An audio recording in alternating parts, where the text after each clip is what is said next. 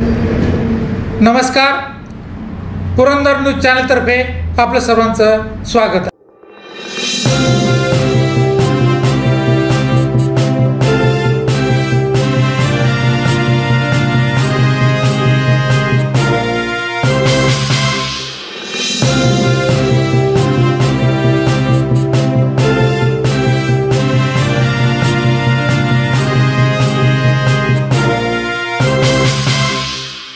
नमस्कार, पुरंदर न्यूज चॅनलमध्ये आपलं सर्वांचं स्वागत आहे. सासवड येथील प्रसिद्ध सचिन कुदळे अँड असोसिएट्समध्ये आपण आलेलो आहोत.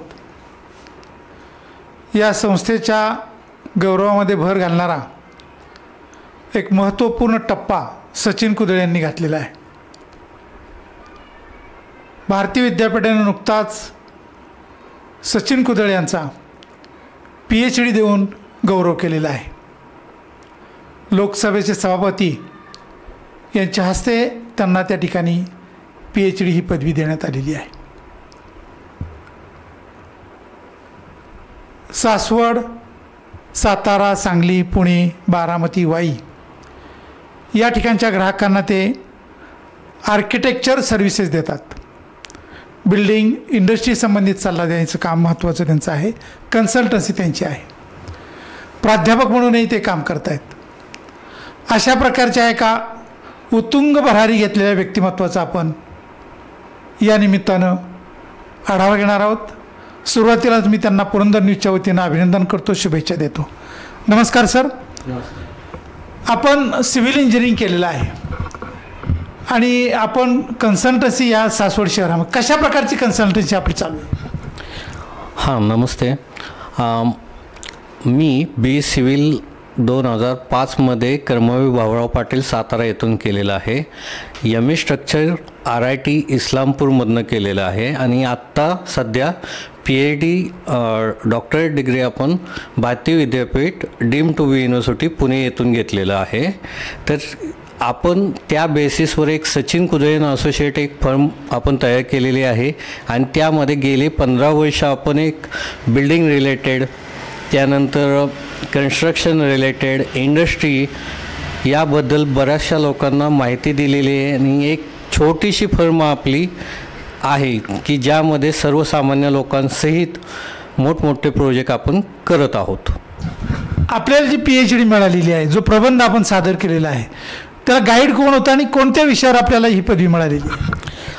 हां, माझे डॉक्टरेट PhD झालेले आहे ते भारतीय Vidyapeeth deemed to be university येथून झालेले आहेत. त्याबद्दल मी माझे गाईड जे होते ते MR गिड्डे सर आहेत.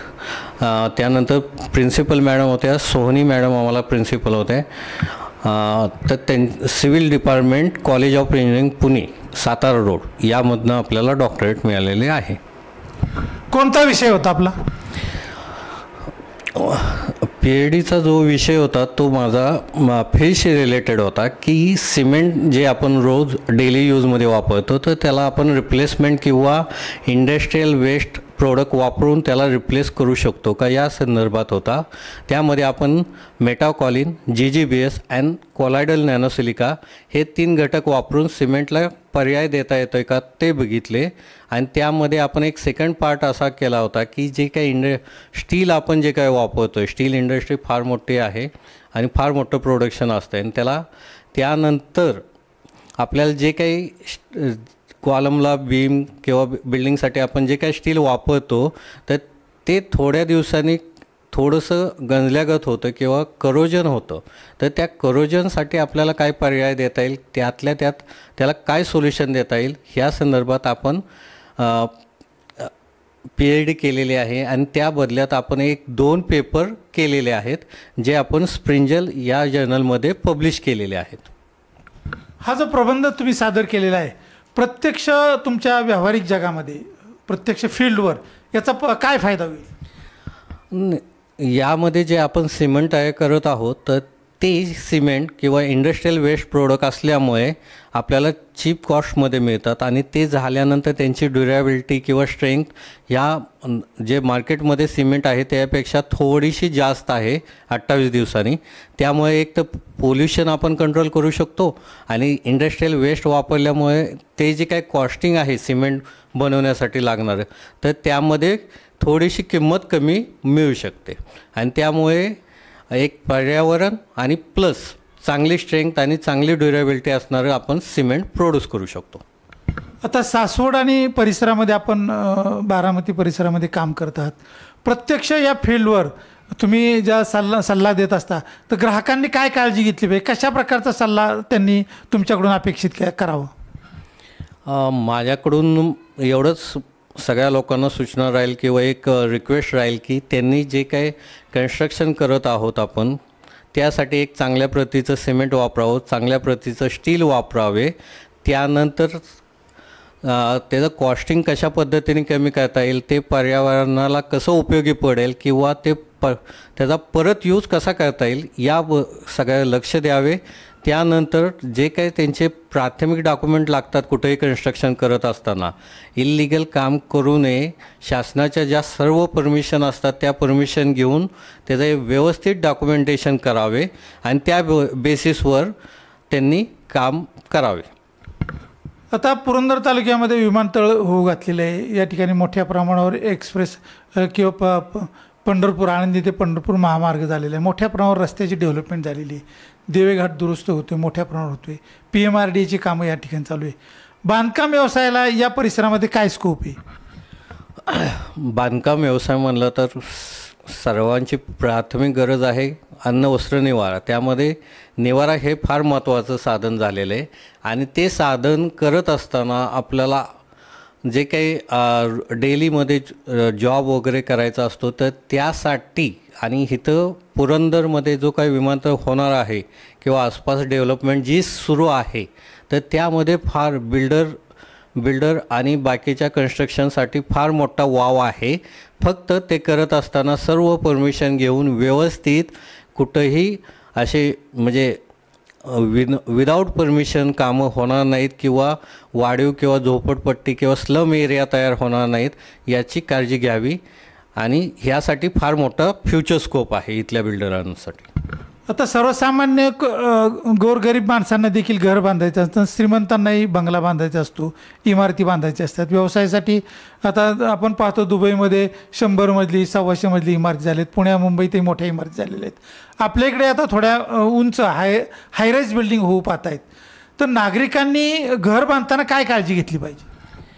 नाही, घर बांधत असताना त्यामध्ये बरेचसे पर्याय आहेत की पहिल्यांदा तुमचा सगळ्यात महत्त्वाचा पार्ट असेल की ती जी काही प्रॉपर्टी आहे जिथं तुम्ही घर बांधणार आहात ते तुमच्या नावावर आहेत का. त्याच्या रिलेटेड सर्व डॉक्युमेंट्स 7/12पासून जे काही लागतात मोजणी नकाशा हे तुमच्या नावाने प्रॉपर असावेत.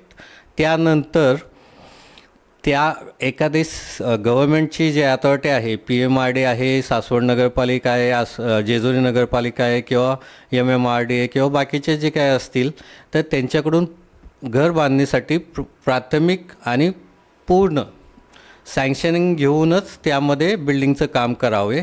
त्यानंतर कंप्लिशन घेऊन ड्रेनेज सर्वात महत्त्वाचा विषय आहे. ड्रेनेज, पाण्याचे NOC वगैरे त्या संदर्भात लागणाऱ्या सगळ्या NOC यांची पूर्तता करावी आणि त्यामध्ये शासनाने पण बरेचसे पर्याय उपलब्ध करून दिलेले आहेत की प्रधानमंत्री आवास योजना आहे, घरकुल योजना आहेत. हे गरीब किंवा थोड्याशा जे काही घर बांधण्यासाठी थोडी मदत होते तर त्यांचा फायदा घेऊन कसे काय करता येतील ह्या गोष्टींचा लोकांनी विचार करून त्या गोष्टींचा थोडक्यात फायदा करून घ्यावा.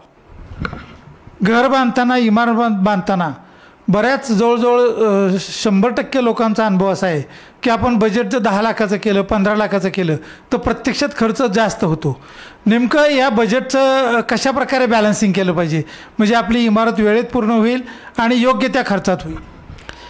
नाही, ॲक्च्युली त्याच्यामध्ये काय होतं आहे की बजेट हा कन्स्टंट असतो, पण ज्यावेळेस तुम्ही एखाद्या वास्तुविशारद किंवा इंजिनिअरकडून काम करून घेत असता तर त्यावेळेस त्या बिल्डिंगचा प्लॅन, त्यानंतर त्याचा 3D किंवा जे काही आउटकम आहे त्याचं पहिल्यांदा फाईल एक प्रिपेअर करावी, सर्व लिगल परमिशन घ्याव्या आणि त्यानंतर ज्या काही वस्तू तुम्ही प्रत्येक वापरणार आहेत त्याचं एक एस्टिमेट तयार करावं, अंदाजपत्रक तयार करावं जे काही SSR प्रमाणे आहे ते, आणि त्या बेसिसवर तुम्ही जे काही वस्तू वापरणार आहेत, फर्निचर असतील, तुमच्या टायलिंग असतील किंवा जे काही फिनिशिंग आयटम तुम्ही वापरणार आहात त्या सर्वाचं कॉस्टिंग काढून पहिल्यांदा एस्टिमेट तयार झालं पाहिजे.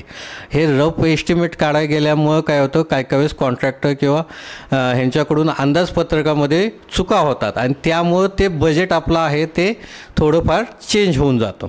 किंवा काय होतं की बाबा एक काम टाईममध्ये झालं पाहिजे असं विचार केला पाहिजे. इंडस्ट्री रोज बदलत जाते, रोज काहीतरी प्रत्येकाच्या वस्तूच्या दरामध्ये चेंज होत जातो आहे. जर घराचं काम करायचं 6 महिने, वर्ष किंवा 2 वर्ष जर डिले होत गेला तर त्यामध्ये मार्केट रेट वाढल्यामुळं तो एक 8 ते 10% प्रत्येक गोष्टीची व्हॅल्यू वाढलेली असते. तर त्या बेसिसवर एक खरं अंदाजपत्रक काढून घेणे गरजेचं आहे आणि त्या पद्धतीने काम, त्यामध्ये सर्व खर्च कन्सिडर केले पाहिजेत, फार लेबरपासून ते शेवट फिनिशिंग आयटमपर्यंत. धन्यवाद सर. पुरंदरला सासवडसारख्या ठिकाणी एक अतिशय उच्च विद्याविभूषित आणि अनुभव असणारे सचिन कुदळे असोसिएट्स यामध्ये आपल्याला सर्व लोकांच्या सेवेसाठी उपलब्ध आहेत. इंडस्ट्रियलही आपण कामं करता, आर्किटेक्चरली कामं करता, बिल्डिंग संबंधी सर्व्हिसेस देता. मग आता ह्यामध्ये इंडस्ट्रियल आणि कमर्शियल आणि रेसिडेन्शियल यामध्ये काय फरक असतो? नाही, काय झालेलं आहे की रेसिडेन्शियल आहे ते लोकांना राहण्यासाठी असा निवासी म्हणतो आपण, तो पार्ट आला. त्यानंतर इंडस्ट्री आहे की हे लोक इथं राहतात, त्यांचा उदरनिर्वाह व्हावा त्यासाठी काही कंपन्या आहेत, तर त्या कंपन्यांचं सँक्शन काय आणि कशा पद्धतीचं आहेत ते. तिसरा पार्ट येतो कमर्शियल प्रोजेक्ट्स की जिथं शॉपिंग मॉल वगैरे आहेत, हॉटेलिंग व्यवसाय आहेत किंवा बाकीचे अलाइड बिझनेस आपण म्हणू ह्या पॉप्युलेशनसाठी लागणारे आहेत ते आहेत. आणि चौथा आहे तो शेती झोन आहे काय. तर ह्यामध्ये आपल्याला जो काही आपल्या म्हणजे नगरपालिका असेल, महानगरपालिका असेल, आपल्या क्षेत्राचा जो काही झोन असेल त्या पद्धतीनेच आपल्याला परमिशन घेऊन बांधकाम करावं लागते. तर आपल्या जागेचा कुठला झोन आहे हे सगळ्यात महत्त्वाचं आहे. अशा प्रकारे शेतकरी असेल, व्यापारी असेल, बांधकाम व्यावसायिक असेल, कारखानदार असेल, सर्व प्रकारच्या बांधकामांना सचिन असोसिएट्स यामध्ये सल्ला देण्याचं काम चालू आहे. की उत्तम मार्गदर्शक आणि अनुभवी तज्ज्ञ अशा प्रकारचे सचिन कुदळे यांच्या असोसिएट्समध्ये हे उपलब्ध आहेत. नागरिकांनी या तज्ज्ञ सेवेचा फायदा घ्यावा. सध्या कोणकोणते प्रोजेक्ट चालू आहेत आणि ग्राहकांना जवळचा कुठला प्रोजेक्ट तुम्हाला सांगता येईल का सासवडमधले? सासवड स्टँडच्या इथे हॉटेल बागायतदारच्या शेजारी आपला प्रेस्टिज ग्रुपचा एक फार मोठा प्रोजेक्ट चालू आहे. त्यामध्ये 30 शॉप आहेत आणि जवळपास एक 60 1 BHK आणि 2 BHK फ्लॅट्स आहेत. त्यानंतर मेत्रे पार्कमध्ये मेत्रे सरांचा, अभिजित जगताप सरांचा एक प्रोजेक्ट सुरू होत आहे. त्यामध्ये एक 20 फ्लॅट आहेत. त्यानंतर तारादत्तपूर्वमध्ये बड्डे सरांचा एक प्रोजेक्ट सुरू होत आहे. त्यामध्ये 30 फ्लॅट आणि 5 शॉप आहेत. धन्यवाद. अशा प्रकारे ग्राहकांना सासवड नजीक या ठिकाणी आत्ता जे चालू आहेत ते प्रोजेक्ट नागरिकांना पाहाव्यास उपलब्ध आहेत. धन्यवाद सर.